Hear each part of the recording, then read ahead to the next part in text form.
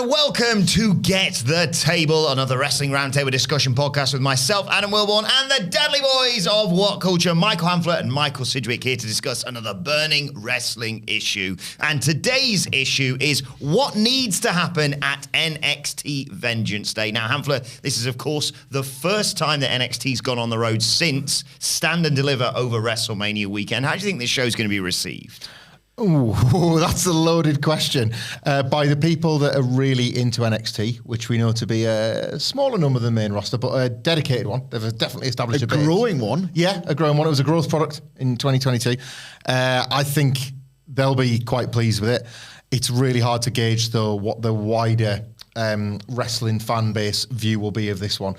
We review NXT every single week, but often it feels like we're the only ones watching it, let alone reviewing it. It doesn't tend to get coverage unless there's a particularly gifable moment or a shareable moment or something that almost like pierces the bubble of the wrestling media in general.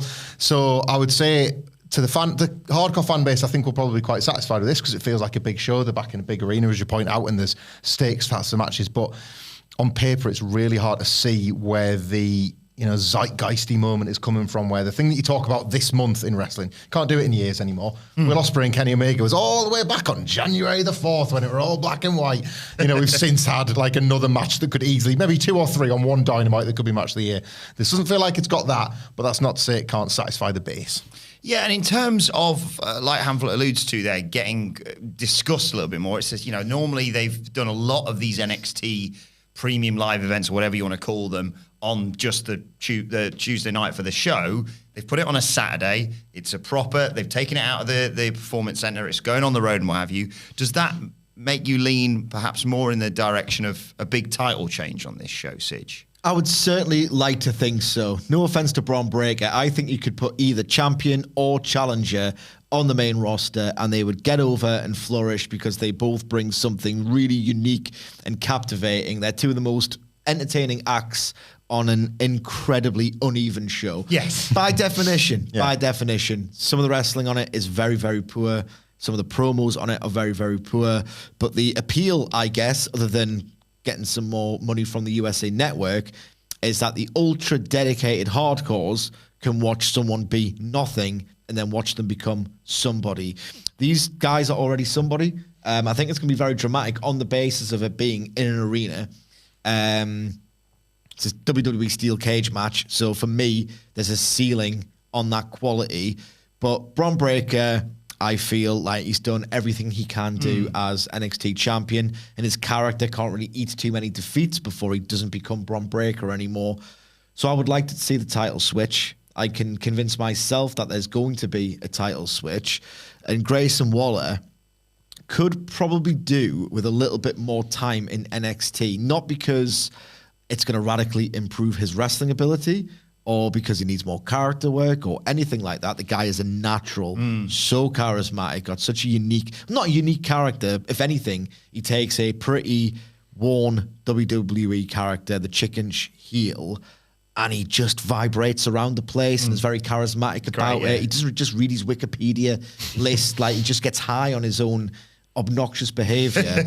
So I don't think he necessarily, as an act, needs more time in developmental, but I would love to watch him for like 6 months be the undisputed star of that show, to carry it, to do the show opening promos that they insist upon half of the time.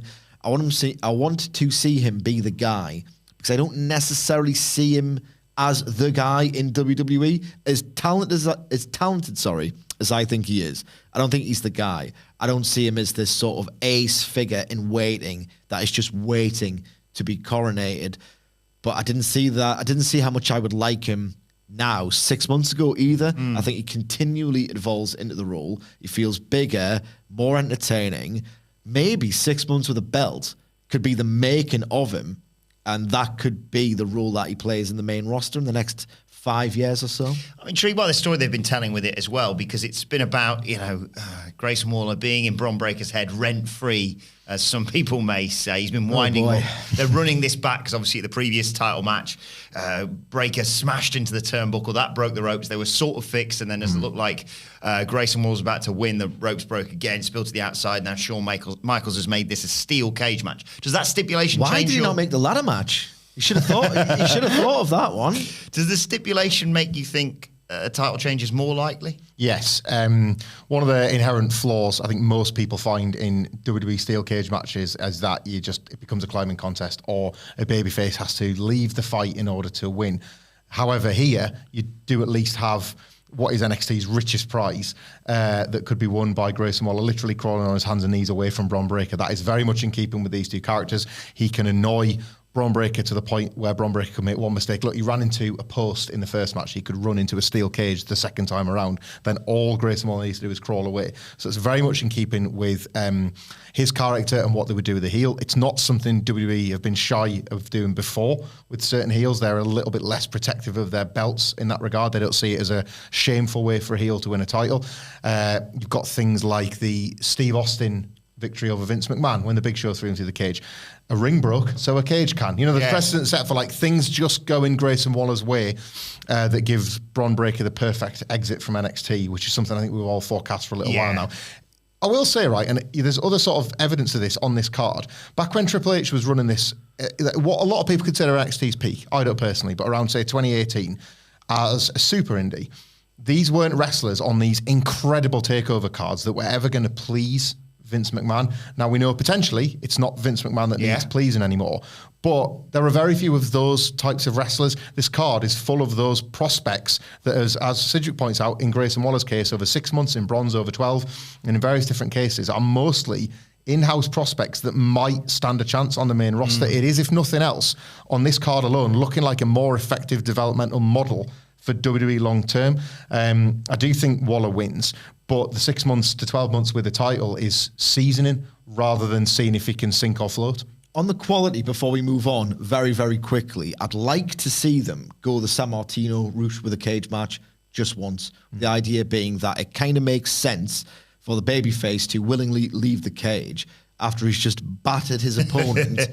And the idea is he takes mercy on them. Yeah. But that's the thing. He beats someone up, which is what the public want the baby faces to do, but they can't be too savage about it because they're meant to be honourable blokes. So beat him up to a pulp and then show mercy on Waller, who might get respect for taking the beating, like round out what at present is a pretty one-dimensional act, and then leave the cage. Like, make it a bit more timeless. Don't do a climbing contest. But Waller's whole thing is that he loves to go viral at the expense of championships and all the rest of it. So he's going to do something stupid off the top cage, off the top of the cage. Phil, do that thumbnail. So that's what he's going to do. Can you do one of the ones where like there's blood everywhere and like his legs have been chopped off by a chainsaw? It's like, that happened? I have to watch that. No, it didn't. But it's NXT, so they could legit question, is that what's going on down there now? Bron Breakker more than ready to move to the main roster. Someone else who arguably is, and she appeared in the Royal Rumble match, of course, is Roxanne Perez, NXT Women's Champion. She's defending it in a triple threat against the two remaining members of Toxic Attraction. I think she retains in this one, no? Yeah, they've kind of created, it's WWE stuff, they've created a viable, easy win, but in a way that if you just suspend your disbelief beyond the point of no return, you can think, oh, she's really under pressure here because it's a handicap match, effectively. Roxanne Perez wowed people in that Royal Rumble. You could hear it in the building. I think Sid, you mentioned Pat McAfee sounded audibly disappointed on commentary that she'd been eliminated. She's looked a level above from the day she walked into the Performance Centre and onto the show.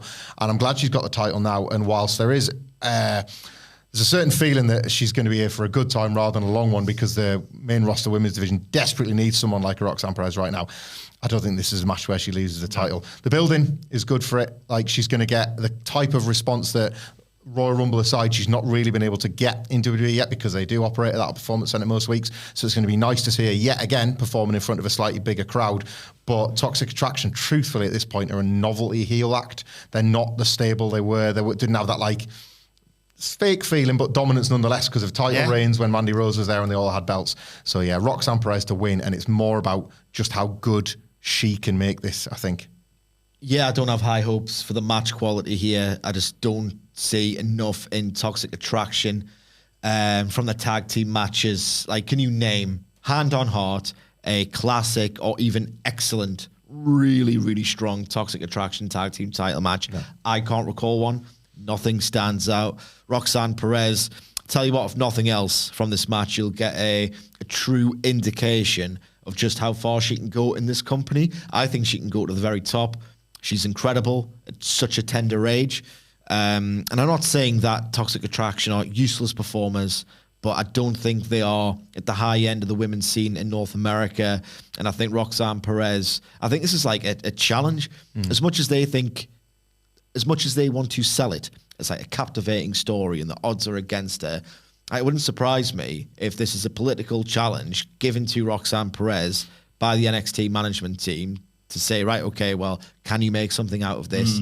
It's a trial. NXT is developmental, a brand unto itself, a weird hybrid of the two, but they definitely give pretty obnoxious stories on purpose to their top stars. Like, you'll never convince me that Breaker wasn't being tested with the Gacy stuff. Yeah.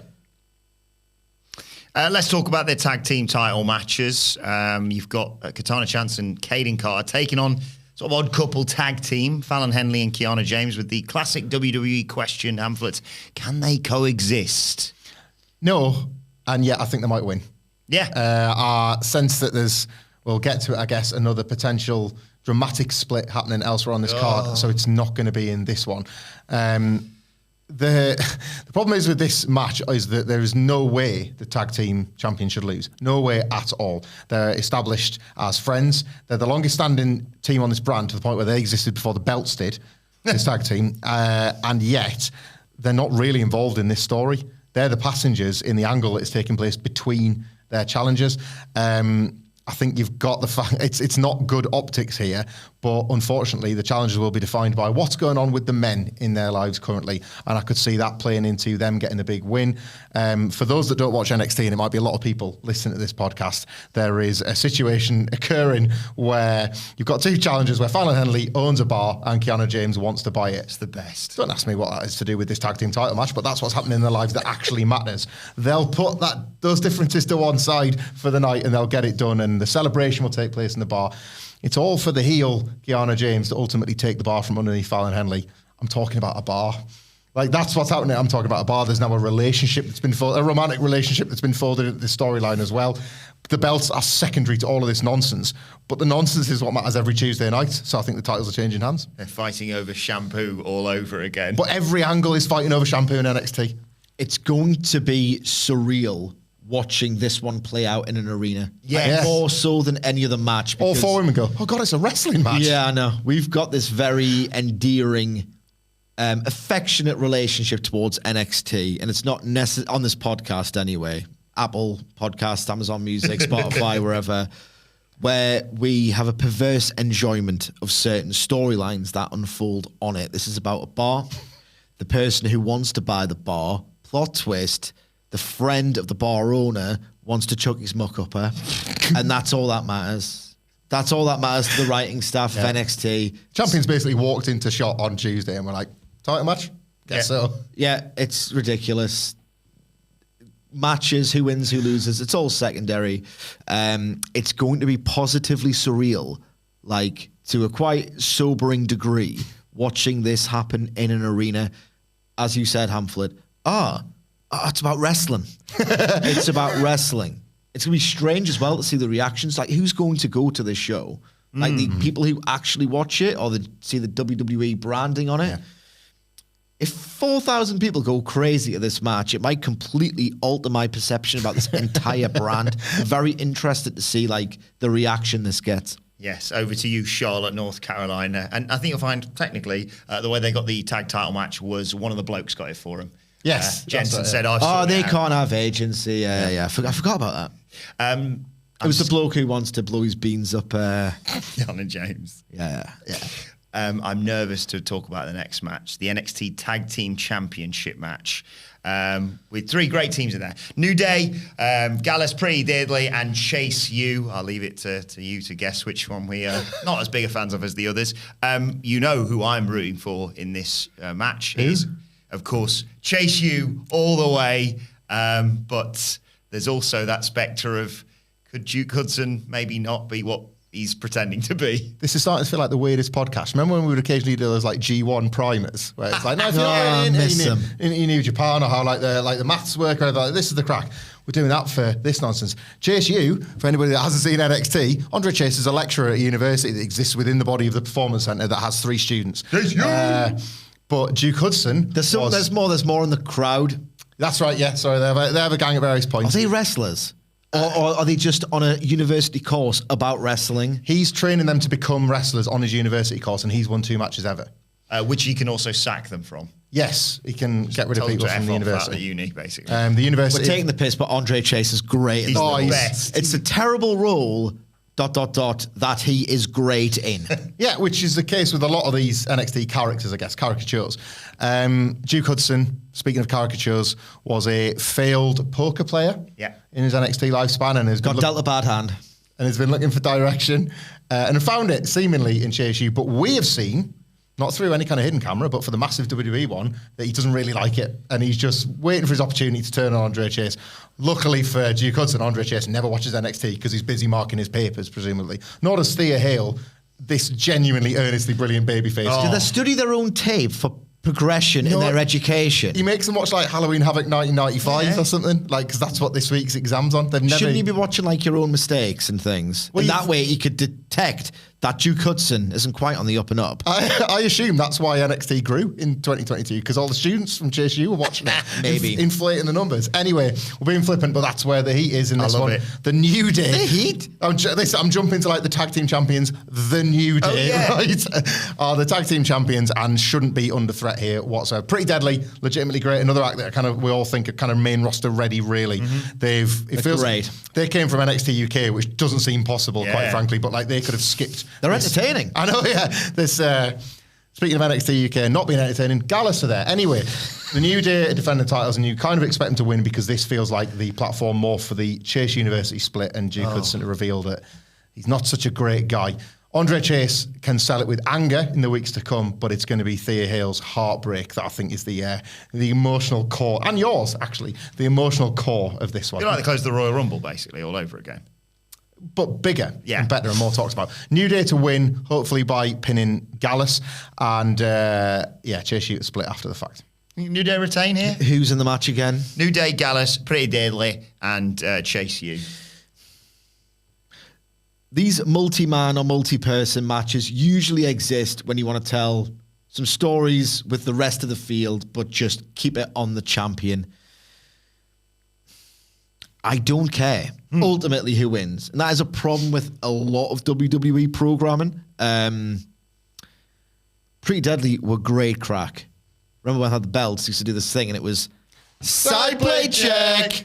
So yes, I want to see that again. It was really funny. Yeah, like Pretty Deadly are genuinely a good act.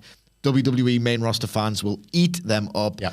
And actually, I don't want them to win because it might hasten their promotion to the main roster if they're not saddled down by gold, which is a weird phrase, but it exists in NXT somehow. I'm going to go Chase U, of course. I think everything's fine. Right, Sidge, you punk rat. Who do you think leaves as North American champion between Wesley and Dijak?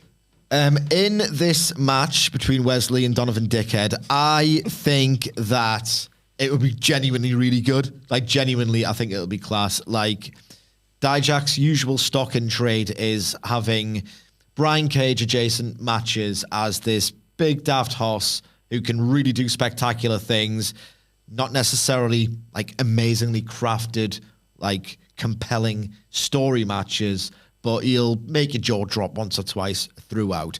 Wesley might be the most underrated professional wrestler in that entire company. There are a few people who don't get their flowers, as the kids say. I'm 37. I think Wesley being on NXT doesn't get talked about enough. Sorry to use horrible Twitter speak because no one talks about NXT, but that could work in this match's favor because I think it'll take people by surprise because it will be tremendous. Is it too? How long has Wesley had this title?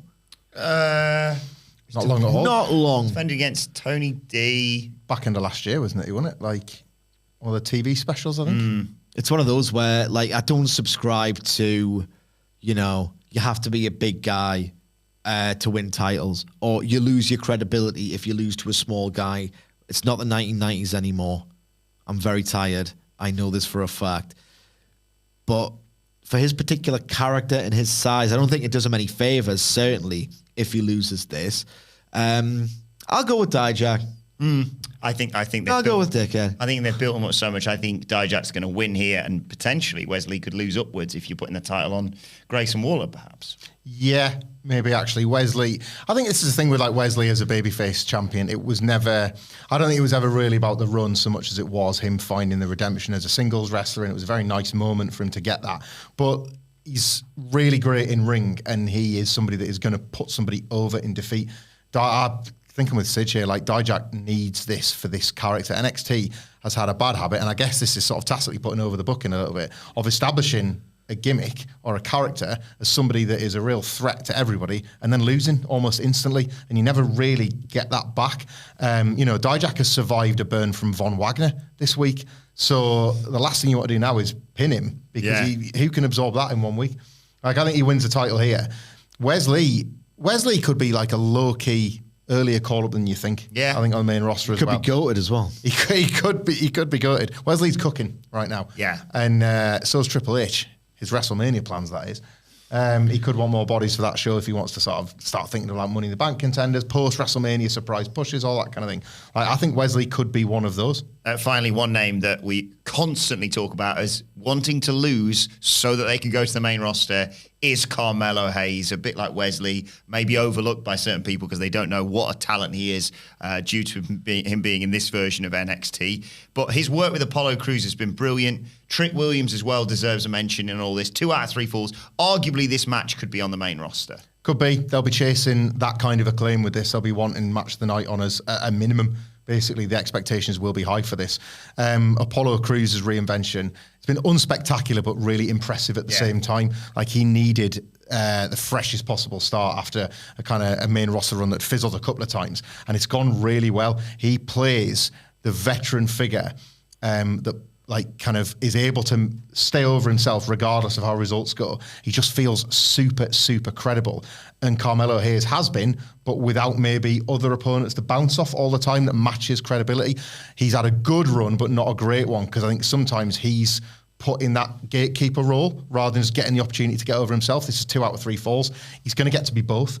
He's going to get to show that he's had this brand pretty much to himself for quite a long time, but Apollo Crews is now the veteran. By beating him, he's going to have done the lot, at least in 1 fall. But in losing, he can also go. So they can kind of, over 2 out of 3 falls, they can kind of have the cake and eat it with the Carmelo Hayes character, and I hope they do. It's like you say, I always want him to lose, but only because I want him to get the biggest win, which is the bigger audience. Yeah, do you think Melo hopefully loses so he moves on to the main roster? It's not unlike NXT Redemption, NXT 2.0, which it basically still is. Yeah. You want people to lose that you like, which is it runs totally contrary to what you should feel about professional wrestling, but it's in this weird vacuum, a law unto itself, if you like. Yeah, I want Carmelo Hayes to lose. I want him on the main roster. I want Trick Williams on that main roster. I think Trick Williams could go out there in front of a crowd of like 10,000 people and make them all pop their tits off with his incredible patter. Like, he's so funny. He's so charismatic. Hayes is just great. He's got the lot. He's very funny, great in the ring, just has this commanding superstar presence. I think the world of that double act, and I want to see it be as big as it could possibly be. So I hope he loses in 2 falls in 5 minutes. What are we doing here?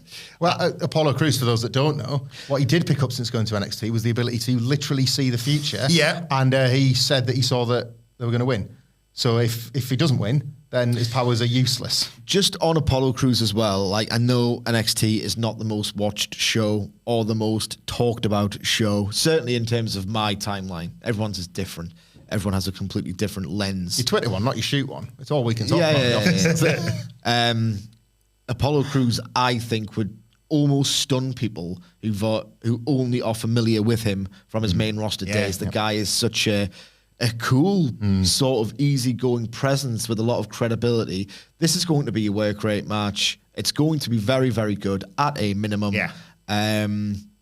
It's almost if this is like below the 3.5 star level, which it won't be, it'll scan as a major disappointment. Yeah. So there are big expectations for this. I think Apollo Crews wins because, again, he could be a great opponent for Grayson Waller or Dijak, challenging for their championships going forward.